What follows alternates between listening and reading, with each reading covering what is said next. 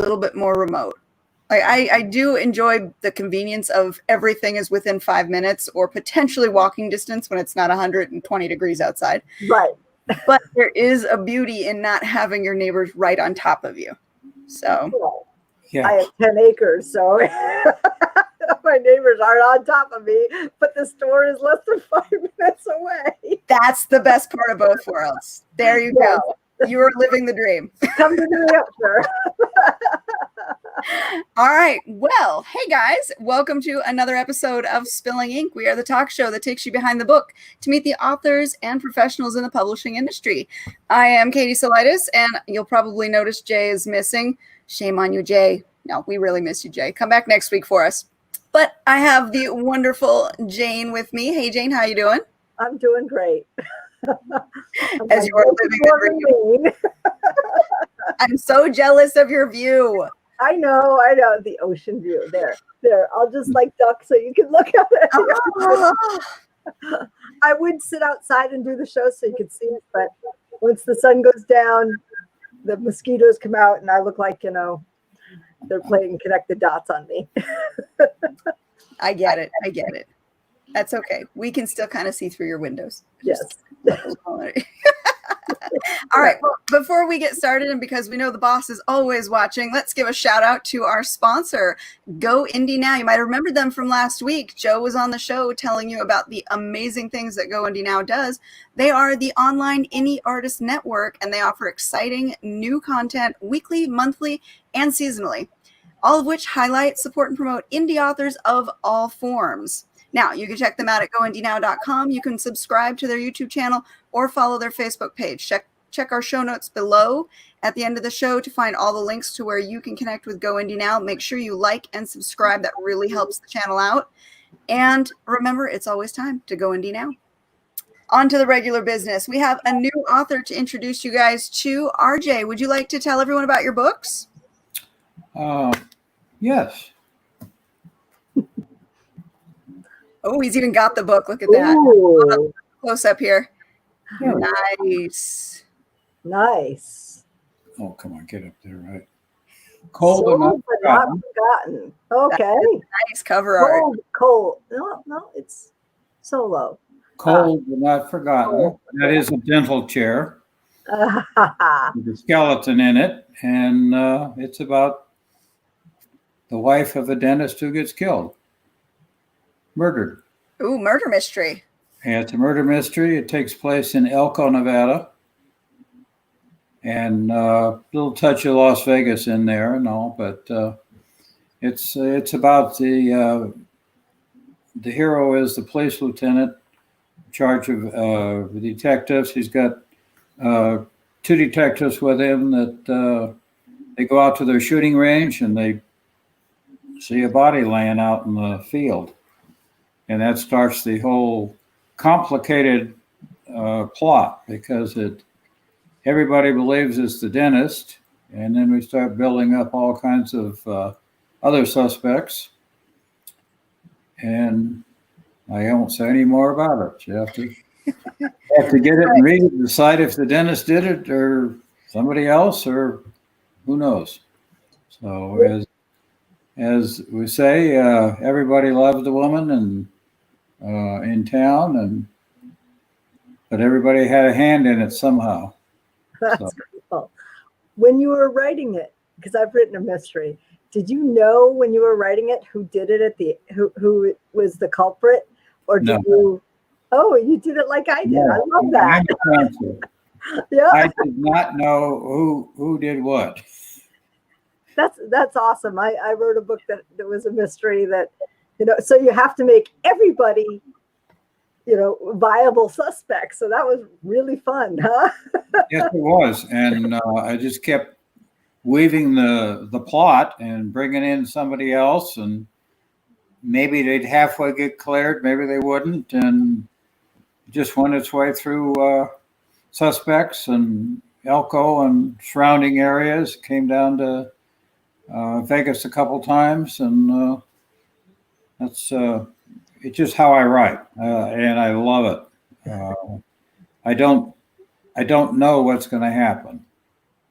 That is awesome. Wonder, like I'm probably going to get reamed for this by our audience members, but I have to wonder if pantsers might be better at murder mysteries than plotters for that element of not knowing until the very end who did it. Now, like I said, I'm sure the plotters in our audience will probably be like, no. Circles around you, pantsers. But there's that element of surprise of not actually knowing 100% who's going to be the guilty party. As you write it, you do naturally throw in a lot more Curveballs, some clues, some red hair. You throw in a lot more stuff that's going to throw readers off. Mm-hmm. Yeah, it's just how I work, how I do it, and I have not been a writer until I started this in retirement. Congratulations. And the story of how I got started writing is it's all my wife's fault.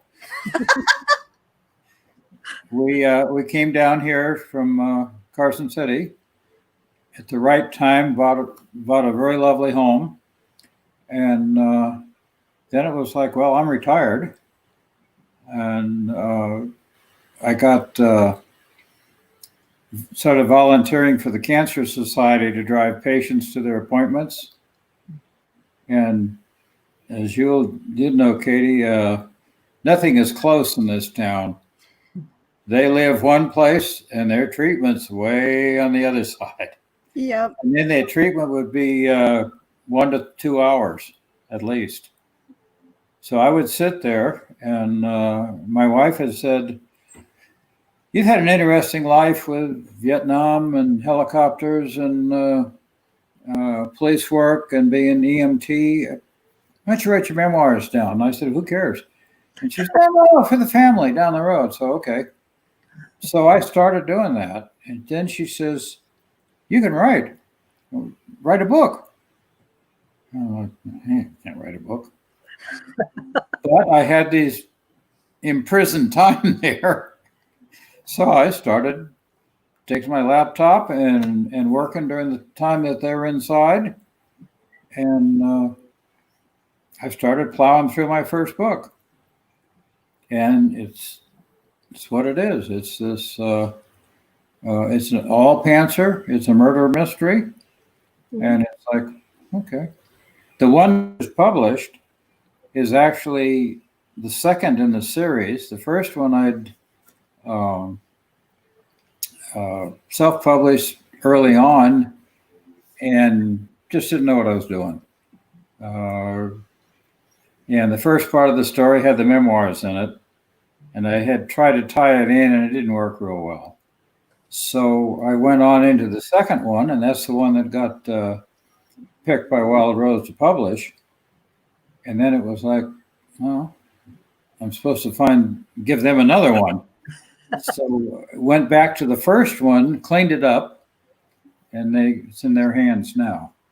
That's so I have learned a lot since I started years ago. I've gone to the different writing groups down in Vegas. Henderson's group, currently with Eliante, but they're on hold now. But I've been to different groups to get the critiques and try to take them seriously. And part of it is also learning to listen to the critiques, because they can ruin you if you give too much serious thought to them. Mm-hmm. So I've learned to kind of just, okay, they said that, and I'll put it here. And then when I get all done, I didn't like that. So I've learned to handle critiques. First off, it was like, oh, I shouldn't do this, I should do that. Well, then somebody else will say, what'd you do that for? So kind of became my own judge, and and my wife's a big help. She's a reader. Mm-hmm. That's her strength. She reads, and she knows what makes a good story and makes sense to her. So she's my buddy. She's my backup.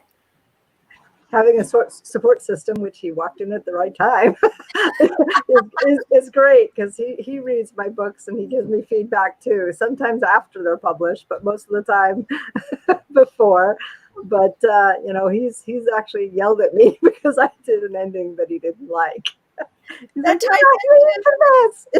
Yeah, we were talking about with your son last week about the feelings that you get from a critique and having to learn to make them useful and not hurtful. Right. Yeah, I find it better sometimes as a critique just keep my mouth shut. Just, because I don't want to. I know the damage they can do to the writer, and at the same time, you don't want to take the person's spirit away that's trying to write, but you would like to help them. Mm-hmm. If you see a place where they're just losing it, they're not going. There's something in it that's not clicking right, and try to give a little suggestion. And it depends on the person. That's why these groups are good once you get to know them, because you know who you can say a little to and who other you just smile and say, "Oh, good." Yeah, I've edited books, so I'm not exactly known for my tact. Put it that way. That's putting it lightly. What was your nickname again? The bitch with the red pen. my publishing partner, I edited his books early on, and he said he used to grit his teeth every time he got my edits, and then he'd get all pissed off and then walk away and then come back to them and go, "Damn, she's right." But I'm a business analyst in my day job, so I don't have a lot of bull when I'm giving feedback, and I try to do the positive. I do.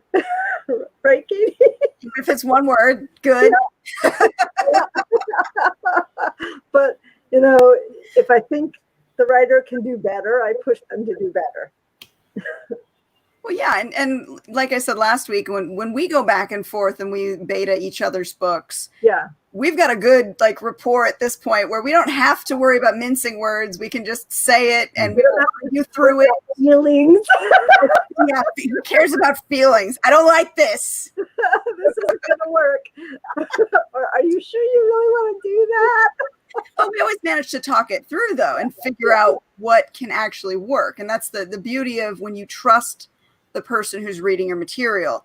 If they're going to give feedback and you trust their judgment, you can have a dialogue with them and figure out maybe a better way to do things. Mm-hmm. Exactly.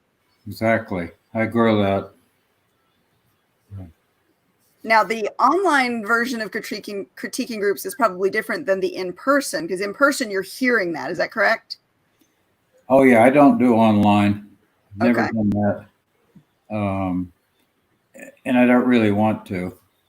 I want to I want to see the person read their work. Mm-hmm. And because you read it, you'll put your own little emotion in, which sometimes I do it. I can read mine and I'll put a little emotion here or there, and the other people, if they just kind of get there and go flat the whole time reading the story, you've lost. Mm-hmm. So, but if you can get them into it, and then they can go along with what's going on and the characters and get some life in it, and that's what and I know they're made to be read. You write them and you want them to be a book. Mm-hmm. When it's in the early stage, I like a little emotion in there so that you can kind of get the idea what the person's, because they don't always put it out right. So it's okay. Yeah, that makes sense. You feel what the author meant when you hear them read it versus just seeing words flat on a page. No, some of them won't. Some of them will just get up and read flat straight. Now, I wonder if that's a bit of stage fright, or possibly. Some people just have a monotone voice too.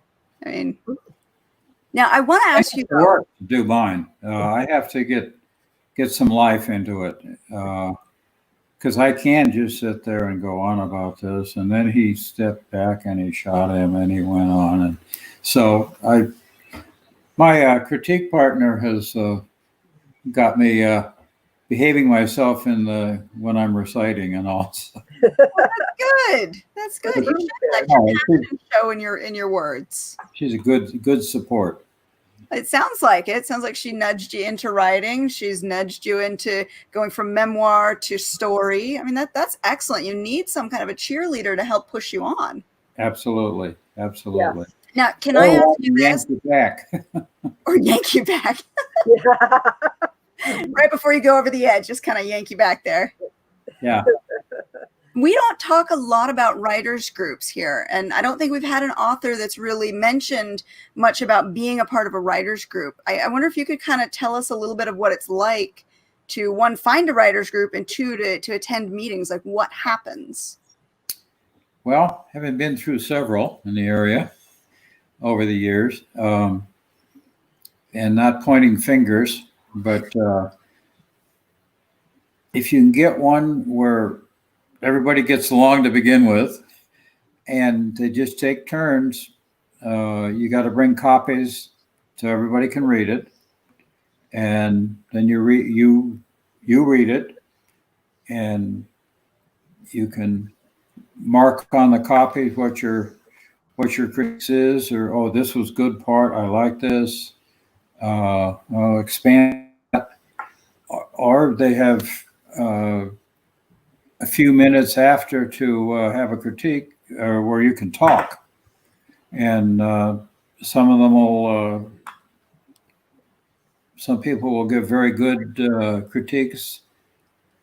Others, they'll kind of like, well, that was boring. And that was cold. That would be crushing for somebody to just go, that was boring. It wasn't mine, but it was a friend of mine who got that. And he was like, no, settle down. Yes. Yeah, the groups are different, and it depends what they're composed of. If it's just a range of people who want to be writers, are writers, I find that the best group. You don't have to have published authors. You don't have to have maybe someone just trying to be an author, and that works good for everybody. Yeah, early on, I had the exceptional experience of being part of Backspace. It's not available anymore, but you had authors from John Mayberry to Sarah Gruen to a whole bunch of others that had even New York Times bestsellers, to just new people. So they were all giving feedback, and it was online, but I learned to have really thick skin because this was before I even published. So I learned an awful lot from them. Yeah, the thick skin's important if you're going to do this. Yes. Oh, yes. Yeah, I'm teaching my son that. That was last week's discussion. Yes. I very much like you, Jane. I started with online critiquing groups, and I belonged to an online forum where it was a tit for tat style on critiques.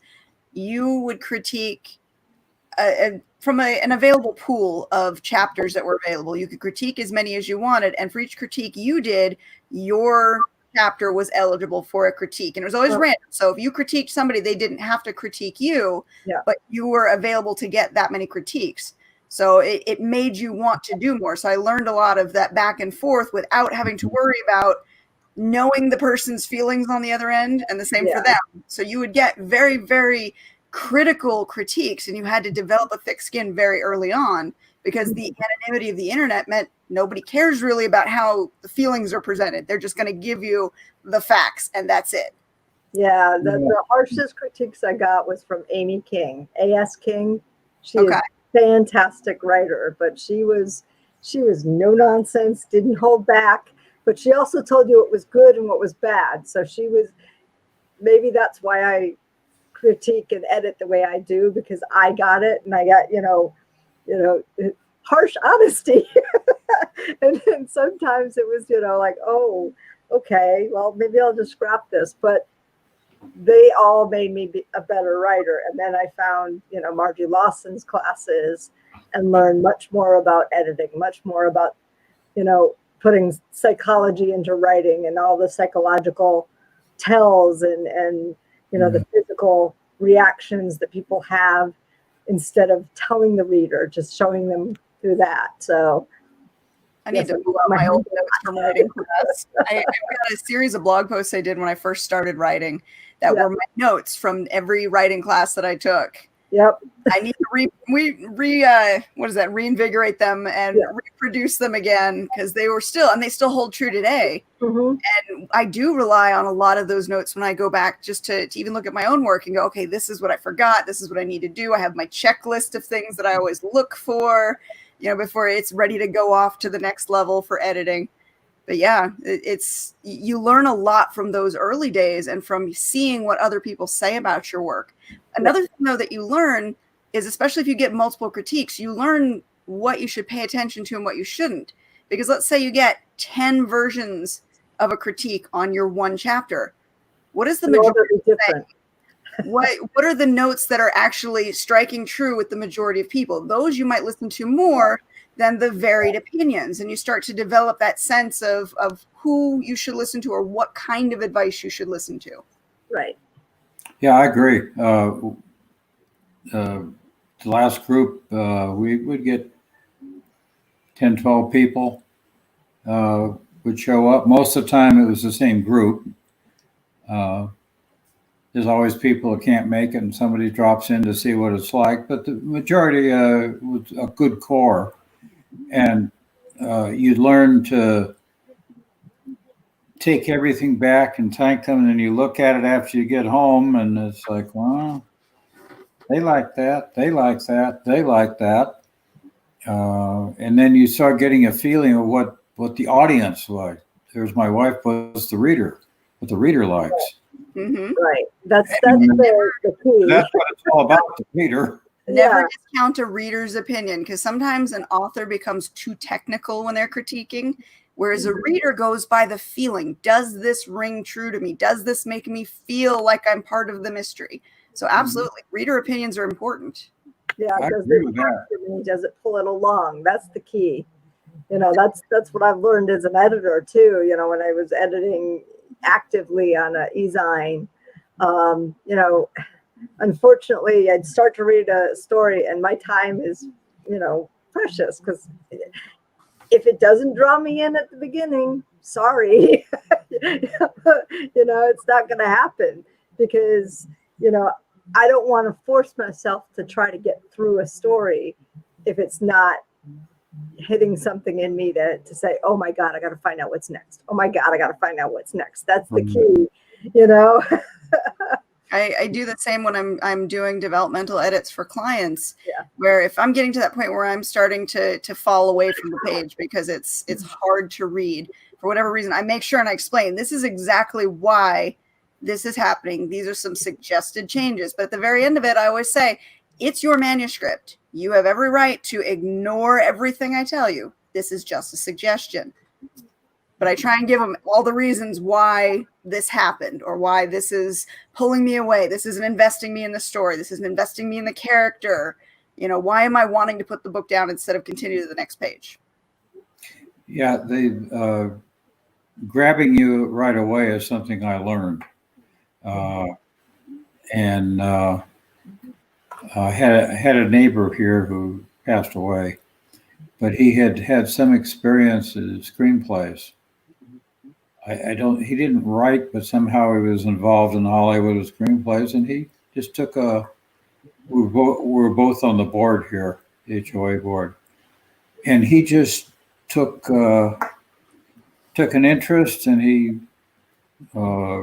read my first thing, and he said, well, you got to get rid of that. You got to have this, and you got to grab them, and he had me thinking like it was a movie. Mm-hmm. And most movies do something right away to wake up the audience and get them there, and that's kind of what I followed through. And he's in fact the last book is dedicated to him because he did have a good influence on that.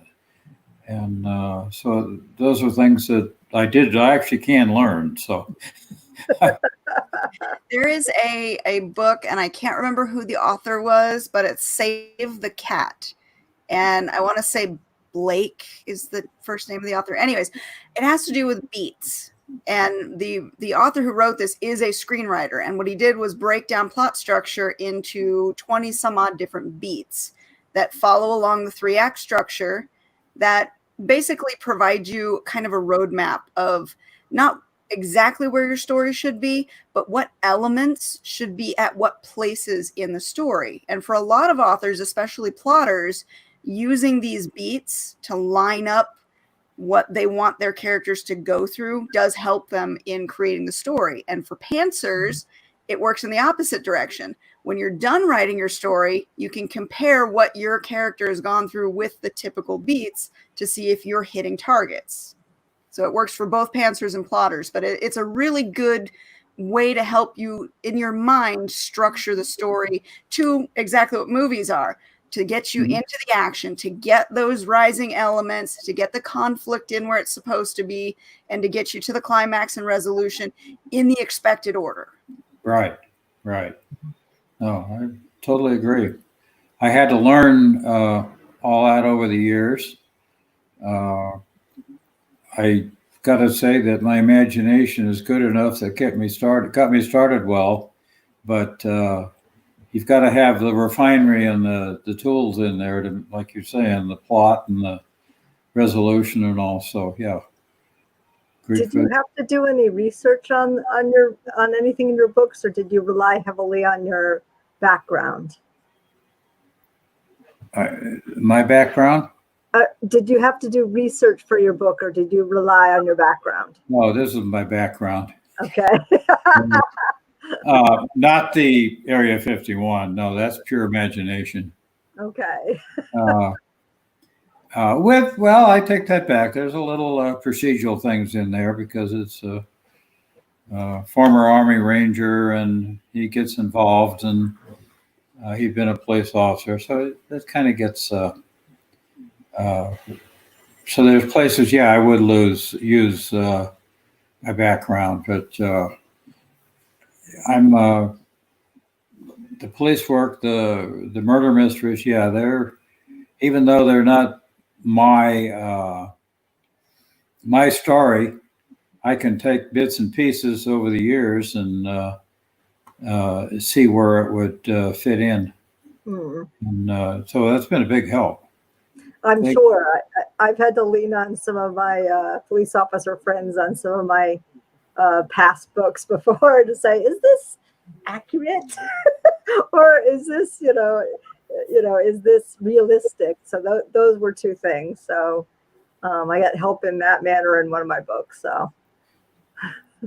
I actually, the book about Area 51, I ran into a gentleman at a local drinking establishment that when they were open this, a couple of years ago, and he worked out there at Area 51. So, and he was in a high position. So we had a few conversations. He couldn't tell me anything, but he could give me enough of a general feeling of working inside of it. And so I was able to take that and whatever else I'd learned and put it in there. So take any place you can find a little research, that's a good place to get it. Just put it in. Right. That's half the fun of writing a book, though, is going through what you know and applying it, or learning something new that you can apply to your story. Yeah.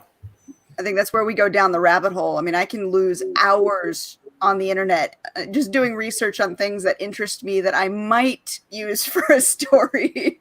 Right. Might being the operative word there.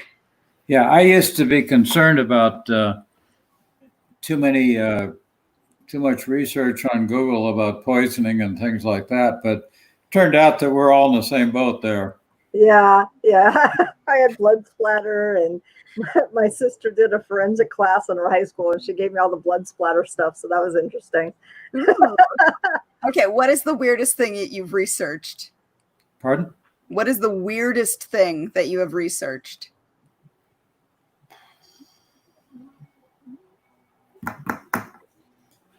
Oh boy. That's a good question. We're all on the FBI. Probably ways of killing someone that nobody can find out, and those kind of things. And I haven't done real well in that area. I always solve the mystery at the end. But yeah, it's that kind of thing. I mean, sure, we all know how to kill somebody, but it depends what your plot wants. Exactly. Well, like the dentist's wife. I just looked up one of the Anita says she looked up how to. I can tell you how to do that. No. But yeah, it's. There's the boss. The boss says it's Blake Snyder. So I did get the first name right. Yes. Yeah, trying to, like the dentist's wife. She's laying out there dead, covered in blood, with no marks on her, and that started opening a lot of questions as to why she did. And where's the blood from? Yeah, so you gotta. There's yeah, and then what wound up killing her was some research of what, and some personal knowledge too. Okay. Because I won't give away the plot, but there's certain industries in the Oko area that produce byproducts and all that put together to do a good job on somebody. So, okay. Yeah. So anyway, that's where it. So yes, I've most of my research has been in the how to do someone in and not get caught. Yep.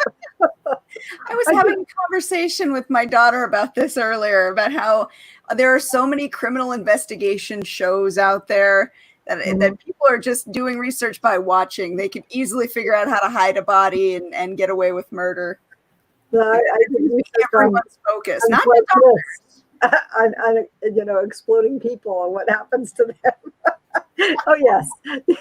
What is it with our obsession with that? And it's not just the authors, because those TV shows wouldn't be popular if regular people weren't watching them. Right. Well, I don't know, but my Steve Williams series has a lot of different items in it. 'Cause that's an FBI supernatural suspense series. So here's Joe's question. There we go. Our boss, Joe.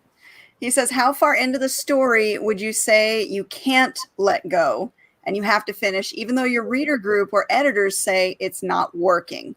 Ooh, that's a good one. Can you let it go and walk away no matter what? Ooh. That's hard. Yeah. Put it down. That's hard. Yeah. I have. With my partner, she's because I would write, say, in the day, and at nighttime after dinner, we'd sit down and she'd go over it and give me her input and her suggestions, and it's like, oh, I like that, and then it's like, and she'd point out why that didn't work right, or why that wasn't proper for that particular situation, and so yeah, you got to have someone that keep you in line, slap it back at you and say no, just what you do with editing and the critiques. But that's exactly what you got to do. That's hard. The whole you're into the story, and then it's like, well, I got to change it. And I had to do a significant change after he yelled at me for vengeance. So I had to do a lot of different things to the book because I couldn't just change it here. I had to go back and change because I realized he was right. That's tough. He was absolutely on the money. Back. So it's like, okay, I gotta do some things and change some things. I still made, some horrible things happen, but We know you're not afraid of killing people, Jane. no, I came to you with a story issue one time, and what was your answer? somebody's gotta die. Somebody's gotta die. You've got yourself backed in the hole. Kill somebody. Give her the emotional baggage of that. Oh, it's too dull if nobody dies. It's who dies, though, was the problem. I backed myself into a corner where I only had characters I really liked. And she's like, one of them's got to die. And I'm like, no, no. Yeah, she advice for my new book, the book I'm writing right now. I'm working hard, okay? Yeah, you build up a relationship with the character. And my characters have been in 2 books.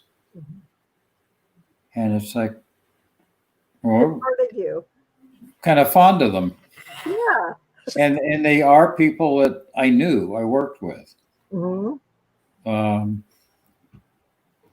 Names change to protect the innocent and all that. But Yeah. there's some things there that they say, well, I never did that. Well, no, but you do kind of have to. It's a good story, but you got to change it a little to get it. But yeah, you build up the feeling for these people, and no, I'm not going to kill them off. I think I might need them next time. That's true. That's true. You might need them next time. Yeah, but sometimes they come back, like in mine. See, now that's not fair. Paranormal lets you have an out. Yes. Supernatural suspense. I have true story. When I first started writing, I was more apt to kill people. And I was writing my Immortalis series, and I needed somebody to die that would make a big impact on the readers. It had to be one of the main cast of characters. One of my characters was based on my current ex-husband. He told me to kill his character. He just outright said, please just kill my character off. And I was in love. I couldn't do that to the character that was based on him. So I killed somebody else. And that one had an even worse impact. I have readers to this day, when they get to that book in the series, curse my name because I dared kill the character that I killed. And I did it real early in the book, too. Mm-hmm. Oh. It was a gut punch. Yeah. Yeah. And then and then the main character has to deal with the fallout. Mm-hmm. Yep. Yep.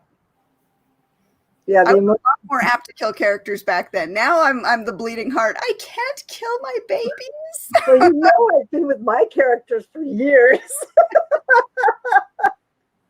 So I've interwoven almost all my books at this point. So you've done an excellent job of that, creating like the multi-universe with all of your characters and generations of your characters too. I love that. Yeah, I have what, 50 books?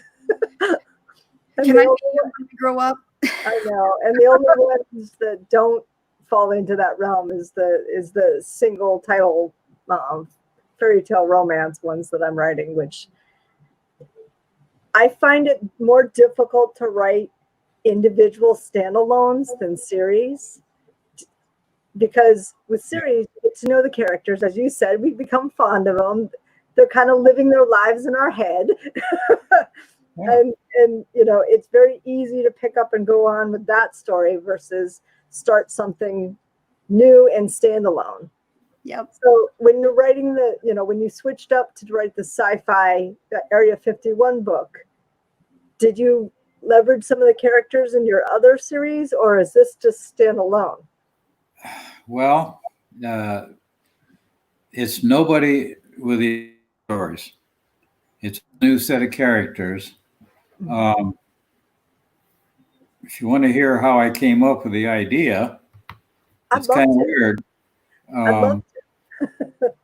I went to sleep one night, normal, and I hadn't been thinking of anything. I apparently had this dream, and it was we had a part Belgian Malinois, part what was he? Anyway, he had this good-sized dog, and we were out running in the mountains, and he's right there with me, and so he kind of goes off a little bit, and this big black dog comes up alongside of him, and I like looking at the dog, and my dog Xena goes off, and then this one's there, and he talks to me. And then I wake up. You're like, what was that? Yeah. Now, I usually don't remember stuff like that, but it was at the right time. I woke up. And it's like, what the heck? So I started writing. Well, what am I going to do with this? Because it was an inspiration for something. Yeah. And I was intrigued. And so he is the main character in the science fiction show story. Cool. Yeah. That's cool. And I won't go into that one either, but he's half alien, half human dog. Mm-hmm. Father was a German Shepherd, and his mother was an alien. Interesting. Alien dogs talk. Yep. So he talks. That's kind of cool. And well, he starts out in the first chapter, and I get hit. The character gets hit crossing the street, and then he comes to, and there's somebody washing his face, and he says, "Okay, have I died and gone to heaven?" And he opens his eyes, and there's this huge black shepherd-like dog licking his face. And he says, "Is God a dog?" And that's how it starts out. And the dog drags him over off the street and goes on from there. But it's, if you're into that kind of stuff, which I'd never written anything in my life like that, and it is sarcastic humor, Mm-hmm. yet there's action. I mean, overthrowing the government is nothing to take idly. And aliens are there to help, by the way. They're not the problem. Mm-hmm. I like the twist there. Yep. So that's what it came from. And I just love that. I just get into it. And it's just set there and kind of fermented and got a little work here and then. And now it's in the hands of one, maybe two possible buyers. That's cool. But it's it's a whole different thing. But it's not totally out of the way. The dog is a smart ass. But he's very smart. And he's just full of sarcastic humor, good ideas along the way, and Reminds me of another character, Jane. Yep. and that is why my mother-in-law bought book 2. What you got to have the snarky animal. It always works. Okay. he's a snarky animal. And yes, he is. He is a snarky animal, and he is really the main character. Mm-hmm. He just, even though I have the protagonist going through there, supposedly he's working with everybody to get this problem solved, but the dog is the brains of the outfit, and I he like that. keeps everybody in line. Now, are you a dog lover? Do you still have your big dog? No, he passed away. Oh, Another one now. what kind of dog? Got a blue tick hound. Okay. which is completely different. I've had, the Shepherd, the Doberman, and things like that, and now Rottweiler. Now I have Rose. Aw. Coincidentally, it was Wild Rose, and the contract all came at that time, so she became Rose. That Very is a nice. nice. You can't call her a Wild Rose, not that way. But she's the best dog we've ever had as far as this time in life and all, and she's just happy to be here. Dogs make really, really good companions, and they truly make themselves part of the family. Yes. Oh, absolutely. She's asleep right in there now.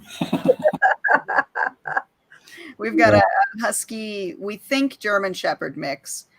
We got her from a rescue out in California, and they took the mom in pregnant, so we know mom was husky. We have no clue what dad was, but she has been just one of the best dogs I think we've ever had. And she's our broken husky because she doesn't bark, she doesn't howl. It's the craziest thing. Like, we've tried to get her to howl, she will not make a sound. No barking. When she does finally make a sound, it is very rare, and it scares the hell out of us because she goes from being this quiet dog to being like a demon. And of course, that creates inspiration because, sometimes you pull inspiration out of the weirdest places. But the first time I ever heard her bark, and it's very rare, like maybe once every 6 months, I will hear this dog make a sound. That is how rare it is.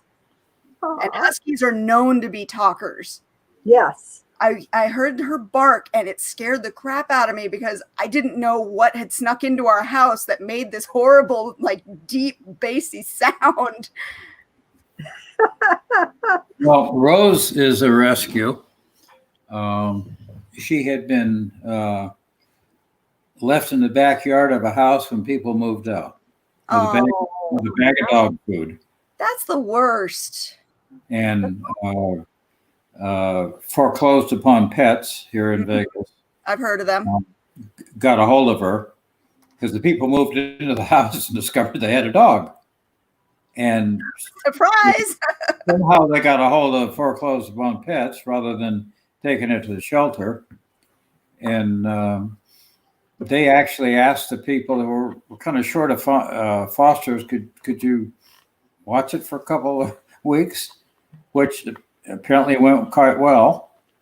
And the foster was available, got her, and I don't know, maybe a little of 2 months went by then before she had all her had her tests, her medical, all of the shots, and then she came up on foreclosed upon pets, and we were looking then, and we'd never had anyone. I mean, she didn't look in the picture quite. She looked like there was a down shot on her. She's sitting. Well, she was 70 pounds, so she was a little bigger. But she is dog. She will bark and howl, but only if something disturbs her. In the backyard, back of us, we have a green belt called a walking path, and she lives back there. And if somebody walks the dog, she either likes the dog or she doesn't. And it'll tell by the tone. And if she likes them or it's just people, she won't say a word. But if it's a sassy dog, then she lets them know. And she does howl. That's the only thing. I've never had a howler, but she is the hounds howl, and she howls. I grew up with American Eskimos.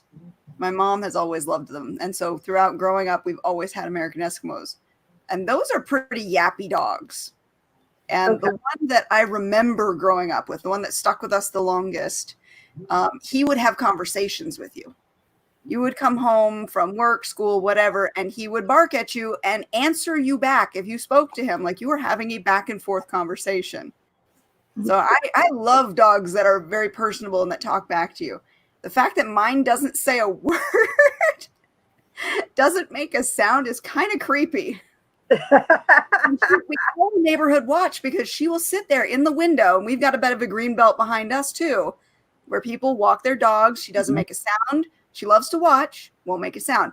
Now, if a cat that she doesn't know makes it anywhere in her field of vision, she might make a sound then, but that's the only time. Yeah, that's the only thing that bothers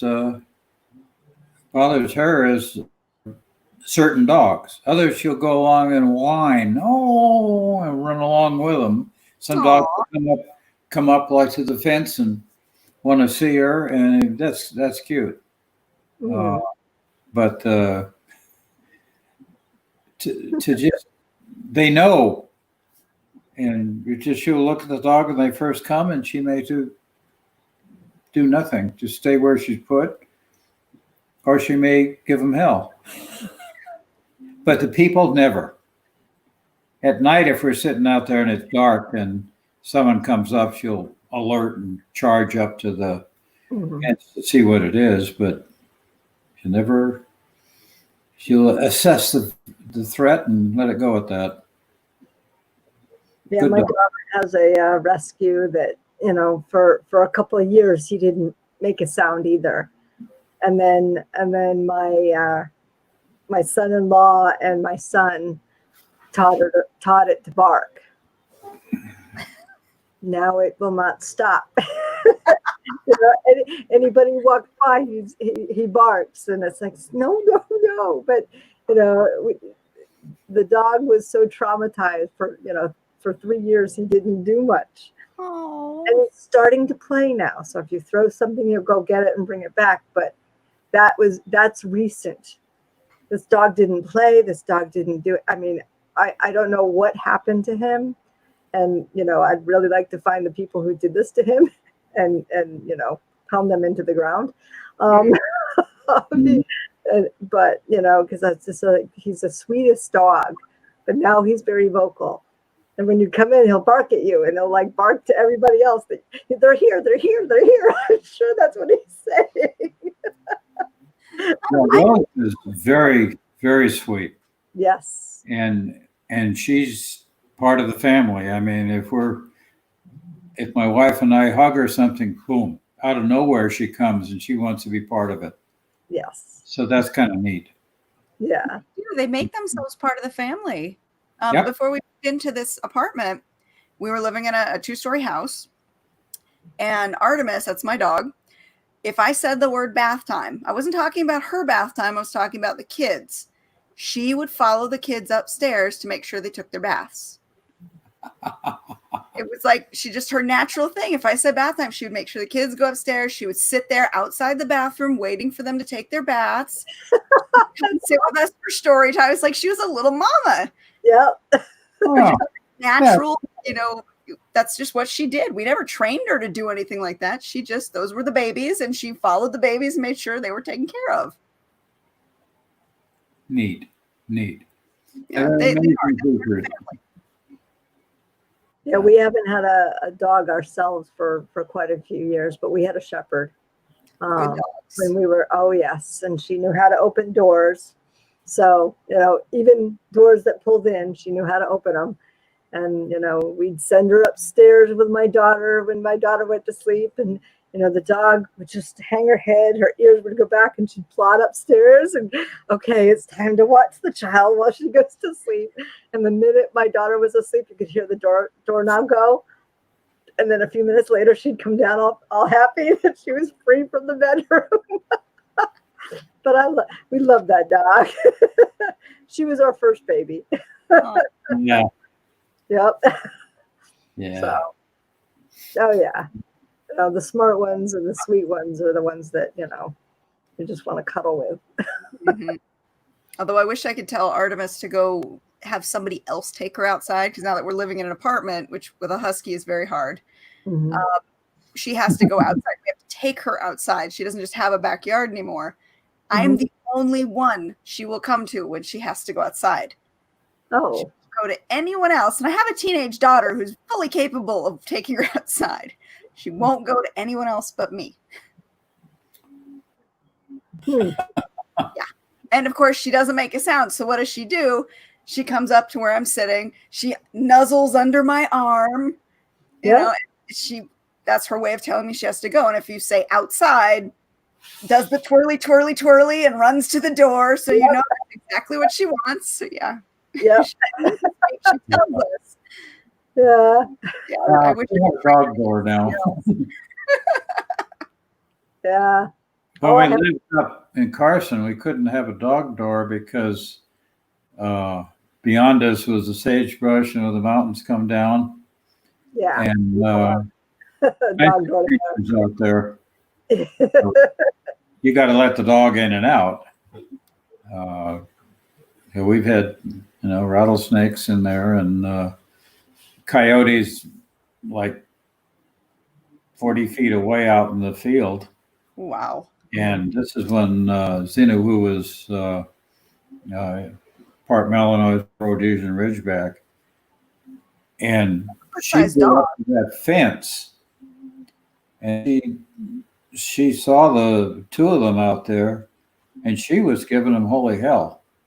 I've seen other domestic dogs back down, and she just had, and she was just, and you get out of here, she was just barking and barking. Did they turn tail and run? Well, one of them was like, "Come on, let's go," and the other one was like, "Ooh, look."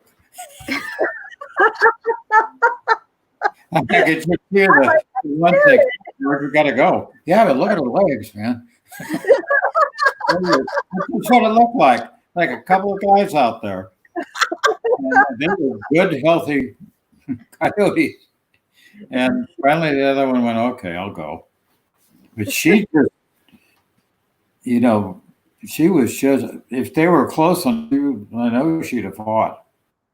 Fortunately, there's a 6-foot cyclone fence and a ditch in between. Yeah. But she was just having a fit with them. And so I thought that was really good. Now, I have to ask, did the coyotes make it into the sci-fi book? No. Ah. The coyotes? No. Yeah. No. Okay.